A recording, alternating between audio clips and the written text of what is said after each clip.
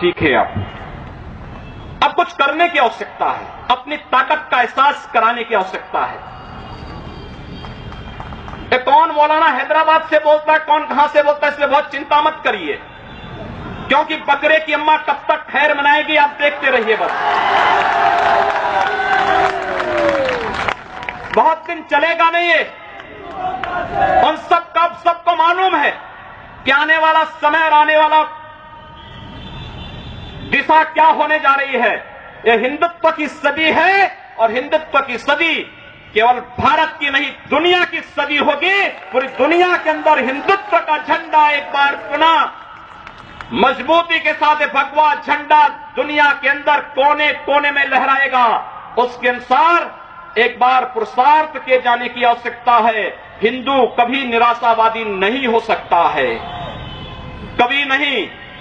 दुनिया के अंदर तमाम संस्कृतियां मिट गई, तमाम परंपराएं मिट गई, सब कुछ नष्ट हो गया, कोई पूछने वाला नहीं, इतिहास में नाम शेष हो गए।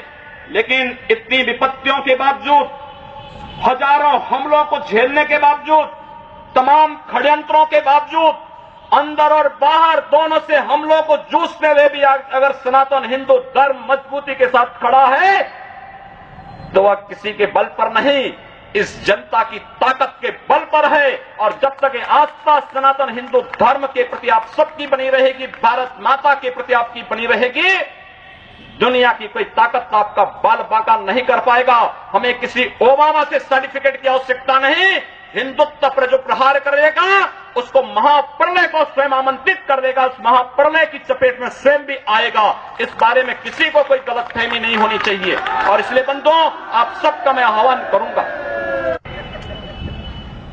बहराइच में महाराज सुहेलदेव पासी के सामने लोग लड़ने के लिए आए थे, मात्र 2 लोग बचे थे, सबके सब मार डाले गए थे। और 1971 में 95,000 पाकिस्तानी कायरों को किस तरीके से मुर्गा बना करके नाक रगड़ने के लिए मजबूर कर दिया गया था भारत के बहादुर जवानों के द्वारा। और अगर इसके बाद भी आंखें नहीं खुलती हैं तो एक बार पुनः देख लें अपनी ताकत को। मैं तो यही कहूंगा, अंत में मुझे केवल यही कहना है कि बहुत महत्व मत दीजिए, ये हैदराबादियों को बहुत महत्व मत दीजिए, ये सब मौलानाओं को बहुत महत्व देने की आवश्यकता नहीं। दुनिया के अंदर जहां भी जाएंगे शक की निगाहों से देखे जाएंगे। भारत का संत दुनिया के अंदर कहीं भी जाता है सम्मान की निगाहों से देखा जाता है। पूरी दुनिया के अंदर जहां भी भारत की संत परंपरा जाती है। सिंगापुर में मैं गया, मैं देर में पहुंचा, जब एयरलाइंस में बैठने के लिए हुआ तो उसने मेरे कपड़े देखे और सबसे आगे की सीट में बैठे हुए लोग वो खड़े हो गए, वो मुझे बुलाने लगे कि आप आगे। मैंने कहा नहीं, मेरी सीट पीछे। कहा नहीं आप आगे बैठिए। वहां की थाईलैंड में गए, वहां की बस में आगे की 2 सीट तो केवल संतों के लिए है, यानी मुफ्त में यात्रा करिए, जितनी यात्रा कर सकते हैं। दुनिया के अंदर कहीं भी आप जाएंगे, भारत की संत परंपरा का सम्मान है और भारतीय नागरिकों का सम्मान है। यह भारतीयता की देन है। ओबामा जी, इसके लिए किसी से हम लोगों को सर्टिफिकेट लेने की आवश्यकता नहीं। हमारा प्रमाण हमारी विरासत है, हमें जो कुछ भी मिला है वह दुनिया के सामने है। लेकिन याद रखना, अगर कोई हिंदुत्व को छेड़ेगा तो वह मानवता की बर्बादी का संदेश होगा और कुछ नहीं होगा। हिंदुत्व दुनिया के अंदर सुख और शांति का प्रतीक है और विश्व हिंदू परिषद इसका नेतृत्व कर रहा है। विश्व सुरक्षा की गारंटी हो। मैं कहता हूं भारत के मौलानाओं से और भारत के पादरियों से भी, आज ISIS नाम का एक आतंकी संगठन इराक और सीरिया के अंदर जिस निर्ममता के साथ मानवता को कुचल रहा है, वहां पर यजीदी समुदाय के साथ साथ तमाम अल्पसंख्यक समुदायों को बड़ी निर्ममता के साथ काटा जा रहा है। और यही नहीं, शिया मुसलमानों को भी मारा जा रहा है, उसी बर्बरता के साथ काटा जा रहा है। भारत के सब मौलाना मुंह बंद किए हुए हैं, क्योंकि इनको लगता है कि अगर ISIS के खिलाफ बोलेंगे तो वह एक प्रकार से इस्लाम के खिलाफ वक्तव्य होगा। क्या इस्लाम का स्वरूप या बर्बर स्वरूप है इस्लाम का? हम आखिर साबित क्या करना चाहते हैं?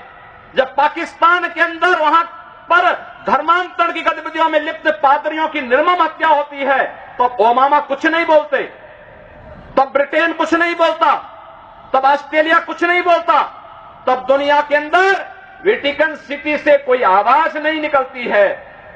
मैं एक दिन पढ़ रहा था मक्का के बारे में, सऊदी अरब के उस पवित्र शहर के बारे में। कहा जाता है कि मक्का में कोई गैर इस्लामिक नहीं जा सकता, कोई गैर मुसलमान वहां नहीं जा सकता। वेटिकन सिटी के बारे में पढ़ रहा था, वहां गैर ईसाई नहीं जा सकता। लेकिन काशी हिंदुओं की सांस्कृतिक राजधानी है, धार्मिक नगरी है, काशी के अंदर सब लोग आ सकते हैं। अब उदार कौन है?